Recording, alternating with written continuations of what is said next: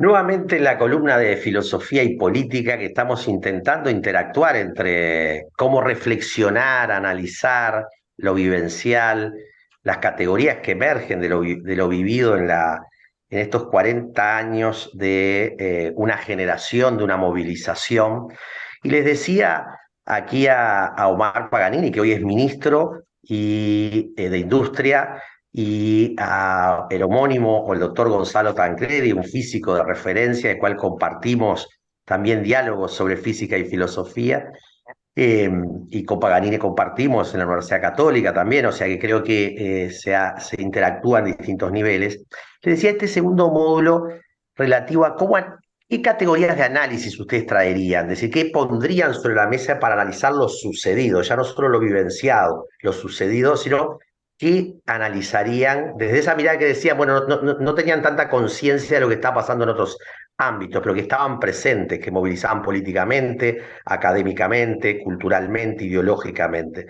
Entonces, bueno, ¿quién quiere tomar la palabra de poder poner sobre la mesa alguna categoría de análisis que sirva para seguir pensando el aporte de una generación? Bueno, no sé. Tiro la más evidente que la vamos a compartir todos, que es de lo que se trataba era de que la sociedad se apropiara de la construcción, este, nuevamente, ¿me escuchan? Porque se cortó acá. Sí, sí, te Que la escuchamos. sociedad se apropiara de la construcción de la vida en común, de la vida política, de la vida Ujú. social, a partir de estas instancias que fueron floreciendo y que se fueron dando también a nivel sindical e incluso yo diría que también a nivel de cámaras empresariales, de la Federación Rural, etcétera, donde uno empieza a ver cómo la sociedad retomaba el protagonismo. Creo que esa es la primera, y los partidos políticos, por supuesto, reorganizándose dentro de las medidas de las posibilidades. Creo que eso fue lo que vivimos y lo vivimos en primera línea y lo sentimos además de manera muy fuerte todos los que estábamos en la G83. Esto de reconquistar democracia, crear democracia, ¿no? Es como un gran paradigma o parámetro en el que nos encontramos, ¿no? Y eso es interesante traerlo como eje común. Y tú, homónimo, Eh, ¿qué es lo que traerías en principio y sigamos como buscándole en el análisis?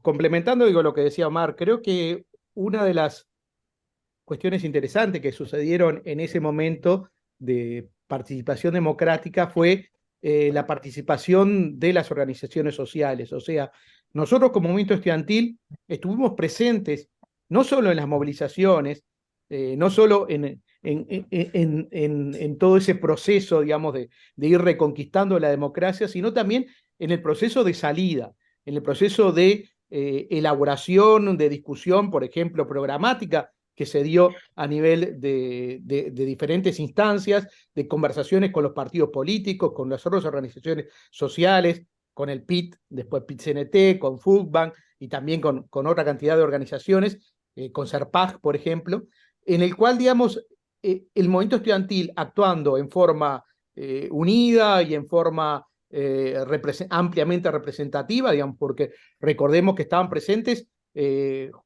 compañeros de todos los partidos políticos y mayormente compañeros independientes, o sea, que no tenían ningún tipo de filiación política.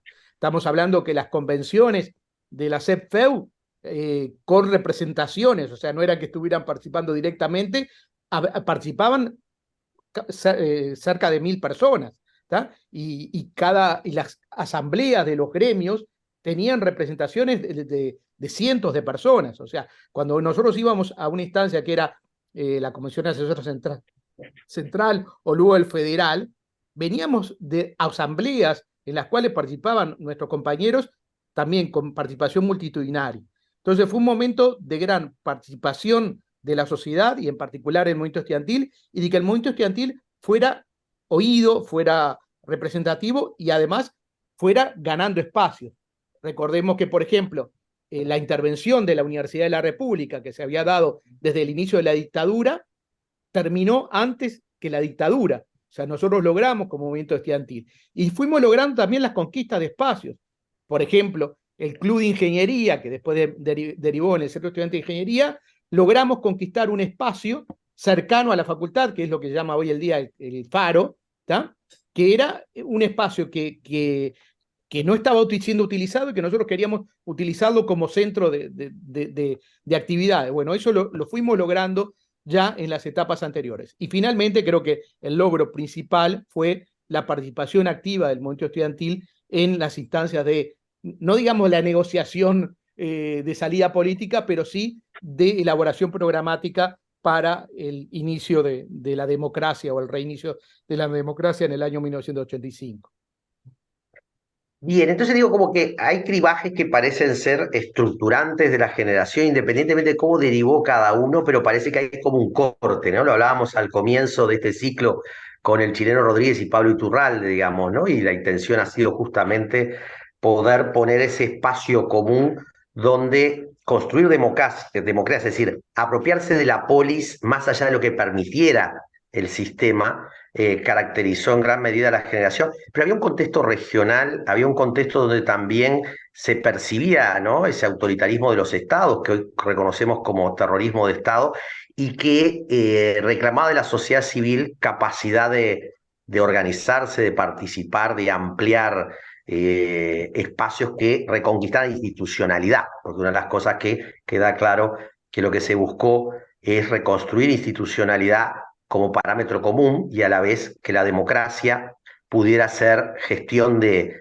inequidades, gestión de expresión de visiones que pudieran conciliarse de alguna manera, ¿no?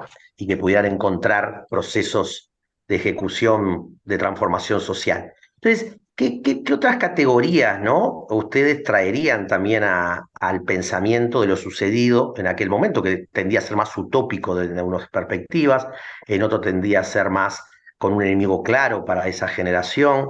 ¿Qué es lo que traerían ustedes como ideas, la transformación tecnológica, dado que ustedes dos están bastante en esto y ahora a fin de mes en el Parlamento está lo de inteligencia artificial y democracia, del cual voy a ser parte de ese seminario? Me parece muy interesante que ustedes traigan qué les podemos analizar de ese proceso Mira, yo creo que humano. hay una categoría que estuvo presente sobre todo en el 83-84, que fue el clivaje entre algo nuevo o restauración, Ajá, que era una discusión bastante fuerte que teníamos en la interna interesante. de todo lo que era el movimiento democrático. Estaba la gente que Ujú, decía, tenemos que volver a lo que había antes de la dictadura con sus formas organizativas en general, y había más una cuestión que fueron más en la parte de fundación de ACEP más fuerte, yo creo, que era decir, bueno, vamos a construir una democracia perfeccionando lo que había antes del 73. Y ese clivaje estaba y llegó a muchas discusiones. Yo creo que terminó en una síntesis que se puede llamar PIT-CNT, ACEP-FEU, ujú.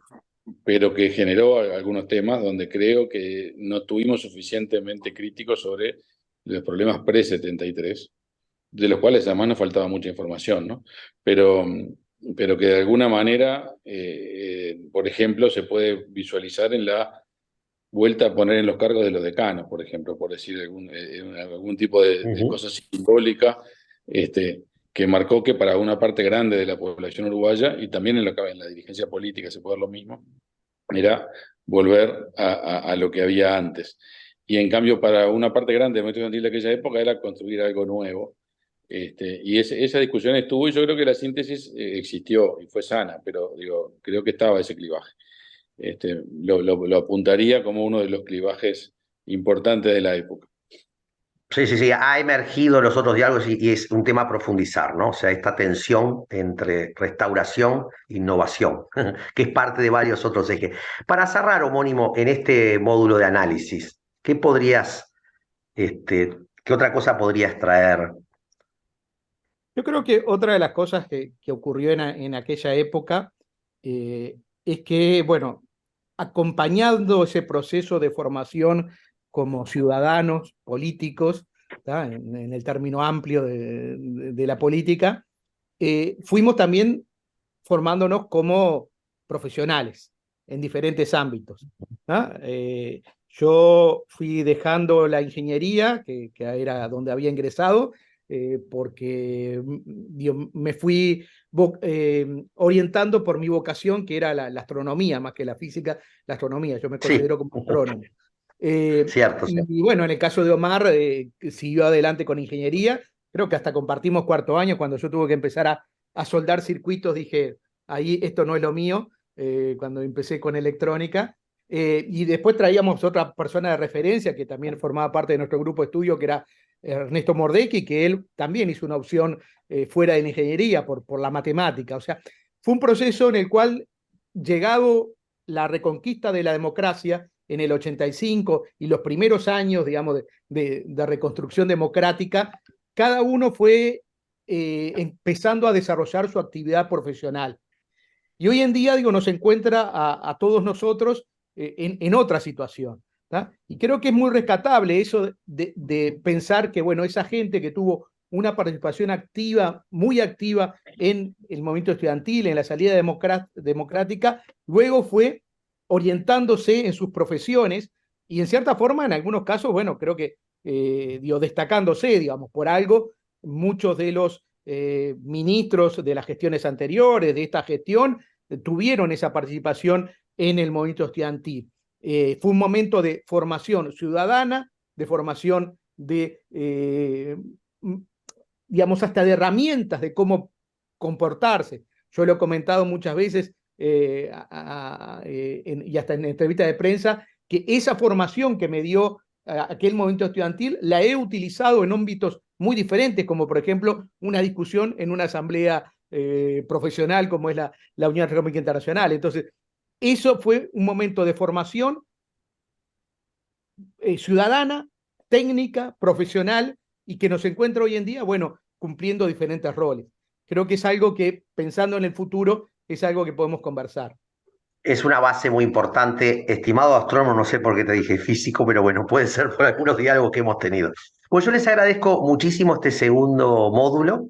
Les pido que permanezcan para hacer una tercera columna. Extraño hechizo surgió nuevo, se hizo aire y tomó vuelo, se hizo canto que es abrazo, que une voz con voz. A través del tiempo vuelve y es su luz que nos envuelve. Llega al barrio y trota calles, subido a un camión. Y en un niño que sueña se encarna hoy. Y en el hombre que espera se hace canción. Es la cara pintada de una ilusión. Es la murga, ese eterno hechizo. El pueblo inventó. Al fin llegó lenta la hora de la partida. Bebemos juntos el viejo vino de la despedida.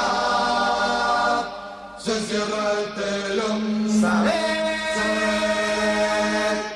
que algo nuestro ha quedado en ustedes, la simple mueca de una sonrisa.